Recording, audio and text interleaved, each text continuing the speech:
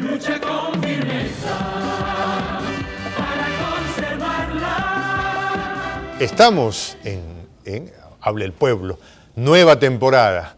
Canal 11 está preparando para ustedes, tiene preparado para ustedes una programación que seguramente va a marcar la pauta en estos tiempos electorales. Factor 11, manténgase usted atento, alerta a lo que vendrá. Y hay que mantenernos también alerta a aquellos eventos que han estado en el escenario político en estos días, cuando la Contraloría convoca a los candidatos. Primero, recuerden, llamó solo a 6 y luego, tras la presión social a través de las redes, a través de lo que se hizo en este canal, se ve obligado a invitar a todos los candidatos. Y entonces se hace este foro, este encuentro, ¿no?, para diseñar políticas para la lucha contra la corrupción. Y al final nos ponemos a pensar, decimos, ¿qué quedó? ¿Cuán de aterrizables son estas ideas? Vamos a seguir con nuestros acompañantes, con nuestros panelistas, para ver qué percepción hay y qué creen. Roberto. Bueno, yo realmente hay algunas cosas rescatables, pero otras que preocupan. Por ejemplo, que sigamos creyendo que tenemos que tener un SAR anticorrupción, que va a venir nuevamente un Mesías para poner orden en este tema, es una locura. Lo que me preocupa es que todavía no se escucha que para vencer a la corrupción hay que empoderar al ciudadano. El ciudadano tiene que tener poder, y para tener poder necesita información, y para tener información necesita utilizar, por ejemplo, los gobiernos electrónicos. El ciudadano tiene que saber quién compra al Estado, quién vende al Estado, tiene que saber qué empresas son, a qué se dedican, quién le vende a los ministerios, y para eso necesita gobiernos electrónicos que estén informados. Así que lamento mucho que, excepto un candidato, ¿no?, que me parece que fue el señor Descanseco, habló, por ejemplo, de que las licitaciones deberían ser en línea para ser mejor fiscalizadas por los ciudadanos. Sí, mira, ahí hay un punto interesante, porque la mayoría de los candidatos tienen como la receta mágica que con ellos, ya con su sola presencia, se termina el problema, ¿no? Ahí lo que sucede es básicamente que quien tiene el poder tiene la sartén por el mango. O sea, poner al gato de despensero siempre es un problema, ¿no? Y si tienes todo el poder, porque hay que asumir, en el Perú, la figura del presidente de la República es realmente todopoderosa. Es un esquema presidencialista por esencia, ¿no?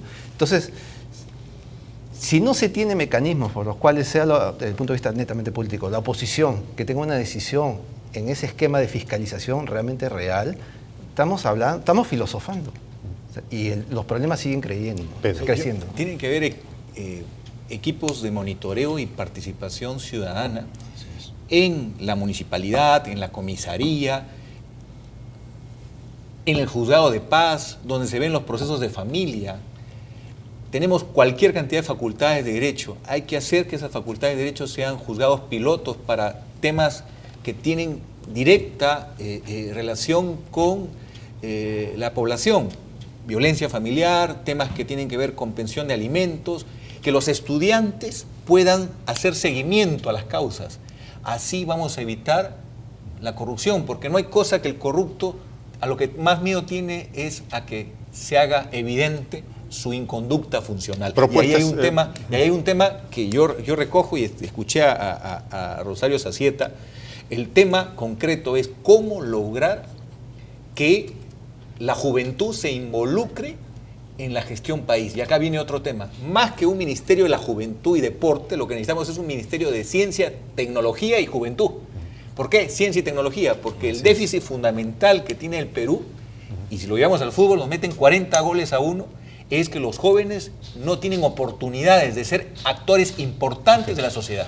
Caballero, si me permite, una de las intervenciones que el día de ayer me llamó particularmente la atención, yo estuve en el evento, fue la de este candidato Miguel Hilario, que dijo algo que llamó particularmente la atención. Dijo, la corrupción está sangrando a nuestra patria, ¿no? Y él narra desde su mirada como nativo, él es Kashibo, me parece, Shipibo Konibo.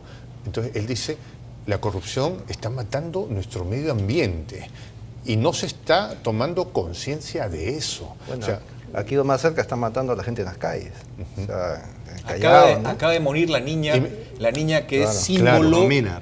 de la impotencia, Romina, de la impotencia frente a delincuentes salvajes que la mataron en un asalto en plena vía expresa. Exacto. Ahora, ¿cómo hacemos cuando alguien con ese discurso está un poco mirado, digamos, lo han sacado de las cámaras, está invisibilizado? No, merece el señor Hilario, el señor Barnechea, el señor Guzmán, el señor Díez Canseco, merecen el espacio para debatir de igual a igual. Hasta ahora la campaña es el que tiene más millones, ese tiene más visibilidad. Pero digamos, el tema no es quién describe mejor la corrupción, el tema es quién nos plantea la mejor solución.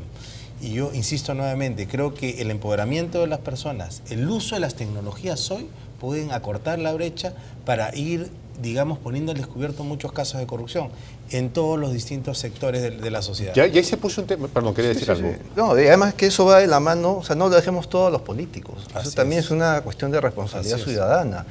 Yo vi hace un tiempo cómo, si me acuerdo si es Finlandia o estos países del norte de Europa, la gente esperaba, fuera de un tribunal de justicia, ¿no? Una decisión del juez. Y estaban listos a protestar, a hacer sentir su voz porque habían asesinado a una niña, ¿no? Y el periodista le pregunta si ese hecho era frecuente. Dice, sí, siempre se discute, ¿no? Siempre hay protestas ante decisiones de los jueces. ¿Alguna vez hemos visto algo similar aquí?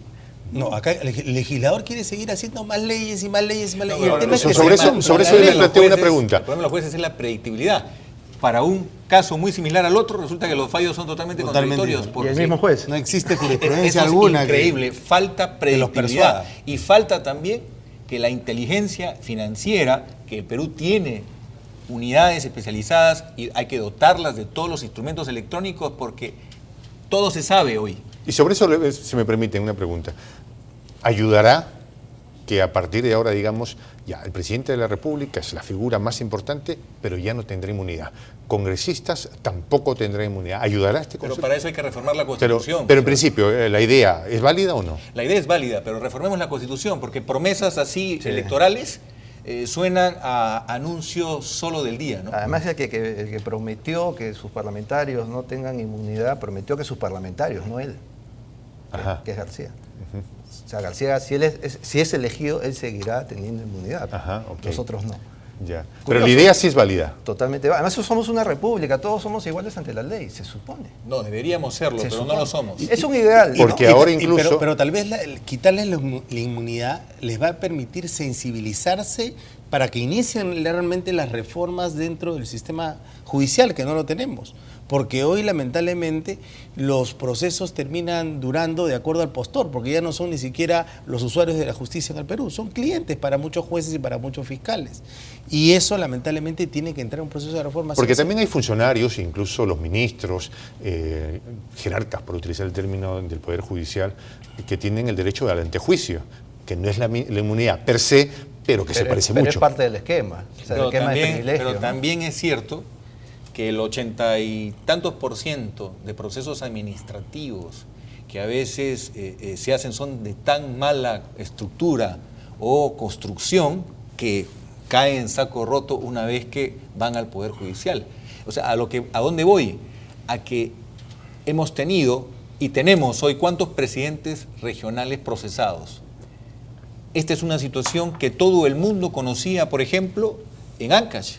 Así es. Tuvo que pasar que haya crímenes, que haya cosas ya que llegaran a... Muerte pura y dura. Así es. En el Perú necesitamos construir instituciones y las instituciones son hombres con valores y para eso tenemos que reformar el Estado. ¿Cuántos jóvenes no saben si van a trabajar la semana Pedro, siguiente en un gobierno regional, en una alcaldía? Porque no hay carrera pública. Pedro, si me disculpa, eres el responsable del colapso de nuestras líneas telefónicas.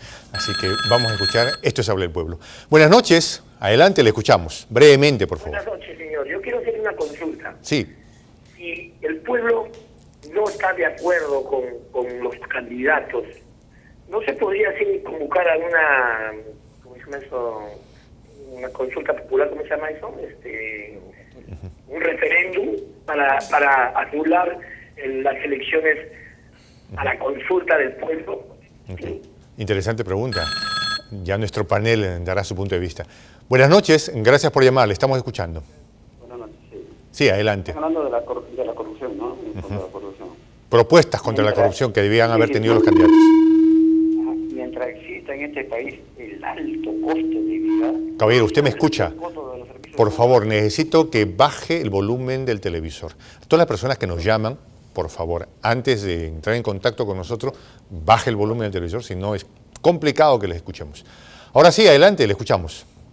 Mientras exista el alto costo de vida en este país, el alto costo de los servicios públicos, creo que es el más alto de la región, está por los cielos, mejor dicho. No se acabará la corrupción porque el padre de familia tiene que entrar en negocios ilícitos para poder mantener la canasta familiar, señor. Okay. Muchas gracias. Aló, buenas noches, le escuchamos. Adelante, por favor. Necesitamos que hable un poco más fuerte, por favor. Ningún candidato ha dado su propuesta contra la corrupción. Tienen que dar... Ningún candidato ha escuchado la propuesta de que han hablado de la corrupción. Se pide que hablen de la... Ok. Bueno, él dice, ningún candidato en realidad ha hablado seriamente para luchar contra la corrupción. Buenas noches, gracias por llamar. Adelante, le escuchamos. Ya. Mira que se está hablando de corrupción, señores. Quiero saber dónde está toda esa droga que paran incautando. ¿Ah?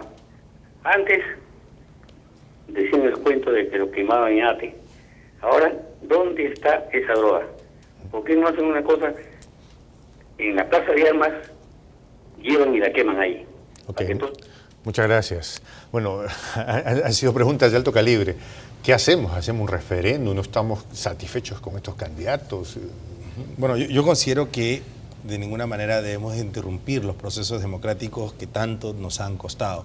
Vamos a entrar al cuarto gobierno democrático y creo que al margen de las diferencias y de los desencantos que podamos tener, la democracia es lo más cerca a tener un país, digamos que donde todos los ciudadanos tengan oportunidad de expresarse y de llegar a acuerdos. Paul. Es una situación inédita lo que se señala, ¿no? O sea, nunca el Perú ha tenido gobiernos sucesivos durante tanto tiempo elegidos por el pueblo, ¿no? Y eso no es poca cosa, entonces hay que valorar eso. De que hay defectos, de que hay cosas por mejorar, claro, pero no hay que patear el tablero, ¿no? Con relación al tema de corrupción, es interesante cómo se habla de corrupción por un lado y no se engarza ese tema con el esquema de seguridad ciudadana. El primer problema que la gente denuncia es el tema de seguridad. Y corrupción y seguridad ciudadana van de la mano. Pedro. Yo creo que hay casos concretos donde la situación ha ido revirtiendo. Es decir, el Perú tiene buena gente, gente con valores. A pesar del maltrato, a pesar de la promesa, por ejemplo, en el caso de los policías, de que iban a ganar lo mismo por trabajar en la institución a tiempo completo, ¿se está cumpliendo esa promesa o estamos maltratando a quienes defienden nuestra vida? A quienes... Porque yo recuerdo desde mi niñez el policía de la esquina en el que todos confiábamos. Esa imagen no se me ha borrado, a pesar de que hoy vemos que también hay corrupción en la institución policial. ¿Por qué? Porque no se crea el amor propio en el funcionario policial. ¿Y cómo se genera amor propio? Premiando al que hace las cosas bien, dándole una vivienda digna, un sistema de salud digno, una escuela digna para sus hijos y una manera de ascender que no dependa del capricho de alguien, sino que sea por un cuadro de valores y por un rendimiento honesto. Ese es el secreto. Lo lamentable, Pedro, es que realmente el ministro que más se cambia en todos los gobiernos es el ministro del Interior. Entonces no existen reformas que acompañen, digamos, los cambios que necesita la Policía Nacional. Desmontaron la Policía de Investigaciones. Hoy el Perú necesita una Policía de Investigaciones que se adelante al delito, no que dé cuenta o inventario de los casos de delitos, de asesinatos, robos, etc. Pero siempre existe la especialidad de investigaciones en el Instituto Policial. Hay 4.000, lo que falta es dotarla de recursos, dar oportunidad a que desarrollen sus competencias, tengan el respaldo institucional y se acabe la arbitrariedad. Porque tú no puedes respetar, por ejemplo, en Francia, un profesional con una carrera hecha puede postular a ser comisario de la policía, pero sabe que entra a una institución que todo el mundo respeta. Aquí nomás en Chile, los carabineros son la institución pública que el ciudadano respeta más. ¿Por qué no podemos hacer eso aquí en el Perú? Porque a la hora de la verdad, que es la administración de los recursos humanos, no estamos premiando el mérito. Paul. Sobre todo ahí, a ver, es cuestión de prioridades. Yo creo que la seguridad en el Perú no es prioridad para los políticos. O sea, y las pruebas están ahí, ¿no? Esquemas policiales desarmados y sin solución. Es el mismo esquema que se dio en los años 60. Políticos somos todos. No somos todos. Aristóteles decía que el hombre es un animal político. No. Si deja de ser político, se queda en animal. No, es que él hablaba solo de los ciudadanos. Entonces los esclavos trabajaban, los artesanos no tenían pues derechos y los Todos políticos debemos eran participar. algunos, ¿no? Todos Entonces, debemos participar la en la democracia vida de pública. Aristóteles era elitista. Entonces algunos todavía piensan en lo mismo, que es una élite, y no es así. Si tú participas en la política, ya ayudas a tu país. Todos en la mesa. El gran problema es que hubo alguien que nos metió la idea equivocada de que había que satanizar la política. Y los primeros de la clase ya no les interesa la política. Y por eso el país está como está. No, pero que Pablo, suena bien, yo pero creo que, no es cierto. yo creo que Pablo iba en relación a que los políticos parece están desintonizados del tema de seguridad ciudadana. Y yo pienso que a la usanza de la inmunidad, porque nunca pisan el Poder Judicial, porque tienen inmunidad, no se sensibilizan. Y yo creo que como andan acompañados de un séquito de miembros de seguridad y a ellos y a su familia casi nunca les pasa nada, entonces difícilmente hay un proceso de sensibilidad para que ellos tomen las acciones. Si usted hace una encuesta y le pregunta a los políticos cuánto gana un suboficial, por ejemplo, sabemos, los políticos saben, cualquier candidato, cuánto gana un suboficial que sale de la escuela técnica, sabemos cuánto gana un suboficial en el BRAE, por ejemplo. Entonces, yo creo que hay que partir de esos temas para que se pueda desarrollar una verdadera reforma. Tiene que haber un proceso de sensibilización en la toma de decisiones. Aló, buenas noches, gracias por llamar, le estamos escuchando. Aló, buenas noches, le escuchamos. Aló, muy buenas noches. Quisiera hacer una consulta para los panelistas que están saliendo al aire en cuanto a las propuestas de tema de corrupción.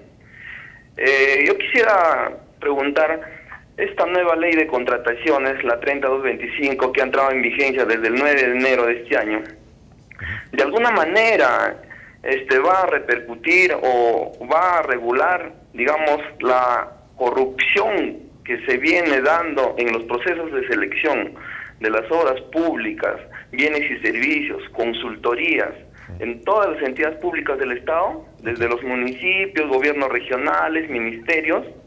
Eso yo lo he percibido muy de cerca porque he sido testigo de que las obras, por ejemplo, son direccionadas a contratistas y a cambio de eso, los titulares del pliego de las entidades públicas reciben un porcentaje, una coima, Caballero, buenas noches. un diezmo. Si me permite, ¿de dónde estaba llamando usted? Yo estoy llamando desde la ciudad de Cajamarca. Cajamarca, bueno, muchas gracias. Entonces esa consulta, por favor, lo dejo abierta. Sí, Le por agradecería favor. mucho. Muchas gracias. Tiene mucha razón la inquietud. El sistema de subasta inversa que viene desde el gobierno anterior va a ayudar, pero hay que desarrollarlo más. El sistema de automatización de las compras, que ya no dependan de una persona, el quitarle la manipulación a los términos de referencia, que hacen que el presupuesto original sea como 10 y al final se gasta 50 o hasta 10 veces más.